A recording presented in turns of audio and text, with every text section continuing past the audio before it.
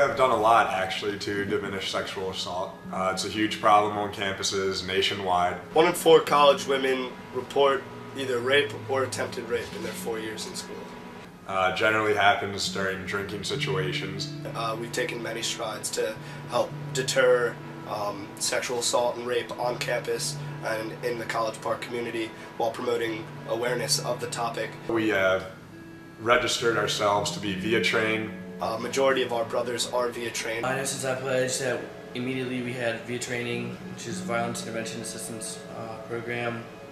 It's just like a 2-day course, and it teaches you what right from wrongs, what's okay, what's not okay, and it's of great importance because it shows better knowledge, more than just general knowledge, on understanding sexual assault and rape and knowing what the women go through, or vice versa. So I believe that it's very good to be VIA trained because it only helps.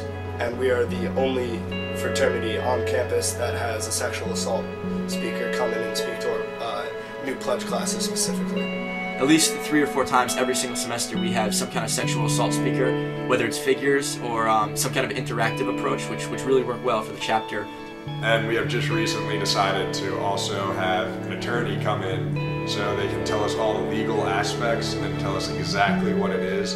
That way students will know, like, hey, if I'm drinking and she's drinking, it's not okay to just have sex. And I know there's also a 10-man plan. The goal is to take 10 members of each organization on campus and teach those members how to be a positive bystander, realistically make a change and step in if there was something negative that was going on in the scenario that they were in. Rape culture is just the prevention of a general attitude that a lot of people have, where they just nonchalantly say things that don't necessarily make it an uncomfortable situation.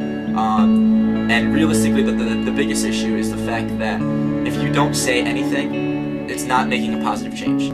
Anything that can take place involving sexual assault, whether it's a physical act or a verbal act, even people using language that should not be used. That You mature as you get older, and the older guys are trying to teach younger guys how to speak in public and in the house just with each other, trying not to desensitize any words like rape or anything like that. Well, I think a common misconception about a perpetrator is that it's like a really drunk, sleazy dude, that like really cool kid. Like, it's not really that. It's a lot of time perpetrator people that the victim knows. It can be a best friend, a friend that just maybe they're walking home and she's really drunk, or it can be anyone. It could be your roommate, it could be your best friend, it could be somebody you never thought it could be. And if you see a girl that's upset, crying, stumbling, or drunk, and her friends are saying the same thing, she's drunk as well, someone should take her home. Bystander intervention is essentially when you see something happening, you step in and stop it from happening. It's doing what ought to be done. If you do see that, maybe step in and say to your brother, hey,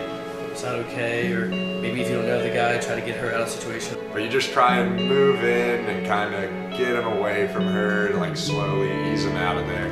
Making sure, you go out of your way to ask them, like, do you need help? Sober brothers are there to see if you have someone who's out of line, maybe being aggressive towards a girl, you just get him out of there right away, make him feel uncomfortable, and he's gone. Where there's always that eye looking out for people that are doing the wrong thing and listening.